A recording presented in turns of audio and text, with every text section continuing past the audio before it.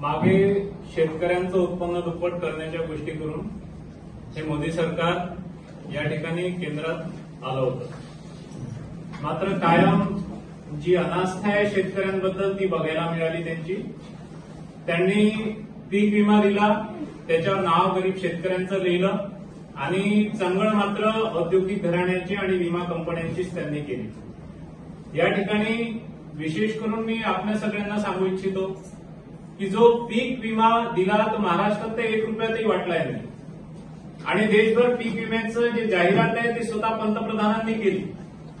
परंतु ही जाहिरात जास्तीत जास्त शेतकऱ्यांनी त्यांच्या पिकाच्या होणाऱ्या नुकसानीपासून त्यांचा बचाव करता यावा यासाठी नव्हती, तर औद्योगिक घराण्यांना आणि विमा कंपन्यांना जास्तीत जास्त विम्याचं प्रीमियम मिळावं यासाठी ती सगळी जाहिरातबाजी होती. खऱ्या अर्थाने या देशात शेतकऱ्यांना त्या विम्याचा लाभ मिळाला नाही.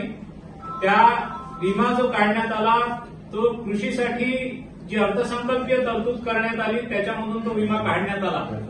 मात्र त्या विम्याचा जो लाभ आहे तो सरळ थेट त्या विमा कंपन्यांना मोठ्या प्रमाणात मिळाला. याचे आकडे आपल्याला प्रत्येक ठिकाणी उपलब्ध आहेत. किसान न्याय गॅरंटी घेऊन काँग्रेस येणार आहे आणि काँग्रेसचं असं म्हणणं आहे की एमएसपी हा खऱ्या अर्थाने व्यवस्थित पद्धतीने शेतकऱ्यांना मिळाला पाहिजे. या ठिकाणी हमीभाव केंद्र, खरेदी केंद्र सुरू होतात. ते नेमके शेतकऱ्यांचा माल जेव्हा व्यापाऱ्यांच्या घशात जातो त्याच्यानंतर सुरू होतात आणि संपूर्ण शेतकऱ्यांचा माल घेण्याआधीच बंद होतात. हमने इतना % एमएसपी में खरीदा, उतना % एमएसपी में खरीदा, ह्या फक्त घोषणा ऐकायला मिळतात. मात्र प्रत्यक्षात एमएसपी माल शेतकऱ्यांचा विकत घेतला जात नाही आणि सदोष पद्धती एमएसपी ठरवण्यासाठी वापरण्यात येते. त्या ठिकाणी पद्धतशीर एमएसपी ठरवण्याच्या योग्य त्या पद्धतींचा अवलंब करून एमएसपीला कायद्याचं स्वरूप देण्याचं काँग्रेस पार्टीने ठरवलेलं आहे. त्यानंतर पीक विमा मी तुम्हाला सांगितला. पीक विमा कंपन्या या काही चॅरिटी इन्स्टिट्यूशन्स नाही, त्या प्रॉफिट मेकिंग ऑर्गनायझेशन्स आहेत. त्या शेतकऱ्यांच्या कायम तोट्यात असलेल्या शेतीला न्याय देऊ शकत नाही, विमा देऊ शकत नाही. ज्याप्रमाणे देशात आपल्याकडे या ठिकाणी व्यापाऱ्यांना, उद्योजकांना विमा मिळतो, साधा आपल्याला मोटर इन्शुरन्स मिळते की आपल्या गाडीने जर ऍक्सिडेंट झाला तर आपल्याला ट्रायपार्टिक इन्शुरन्स सुद्धा असतं आणि कॅशलेस इन्शुरन्स सुद्धा असतं. गाडी सरळ आपण नेली की त्याची मरम्मत होऊन जाते आणि आपल्याला गाडी तशीच परत मिळते. परंतु शेतकऱ्यांचं नुकसान झाल्यावर अशा प्रकारची विमा भरपाईची कोणतीच पद्धत नाही. समजा मी मेलो तर माझा विमा माझ्या बायकोला मिळतो, पण शेती विम्याची पद्धत अशी आहे की समजा मी मेलो तर आजूबाजूच्या 4 घरांना विचारण्यात येईल की तुझा नवरा मेला का, तुझा नवरा मेला का, तुझा नवरा मिळाला का. 4 लोक आजूबाजूचे जर मेले असतील तरच याला फक्त इन्शुरन्स मिळेल. ही कोणती पद्धत विम्याची आहे? ही कोणती पद्धत, कुठली पद्धत आपण विम्याची अवलंब करतो? तर प्रत्येक इंडिव्हिज्युअलला विमा हा मिळाला पाहिजे. शेतीसाठी नुकसानीचे विविध प्रकार आहे. कधी आसमानी सुलतानी संकट येतं, कधी आग लागतं, कधी एखादं बियाणं खराब निघतं. अशा असंख्य कारण आहेत ज्याच्यामुळे शेतीचे नुकसान होऊ शकतात.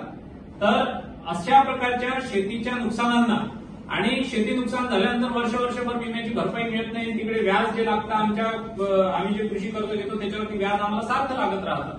तर अशा परिस्थितीत काँग्रेस पक्ष सांगतोय की विम्याची भरपाई कमिटेड पिरियडमध्ये मिळायला पाहिजे.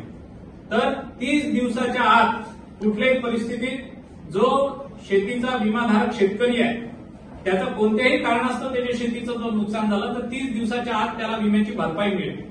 त्याच्यानंतर जसं आम्ही 2014 पूर्वी कर्जमाफ केलं होतं तशी ऋणमुक्ती आयोग निर्माण करून, शेतकऱ्यांसाठी ऋणमुक्तीचा आयोग निर्माण करून शेतीवरचं सगळं कर्ज माफ करण्यात येईल.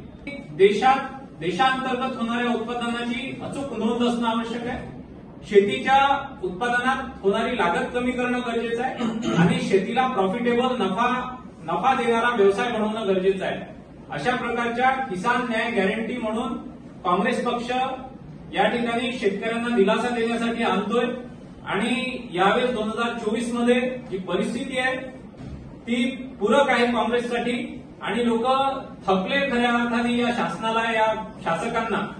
कोणताही वर्ग, आज विद्यार्थी असो, शेतकरी असो, गृहिणी असो, कोणी सुद्धा सुखी नाही.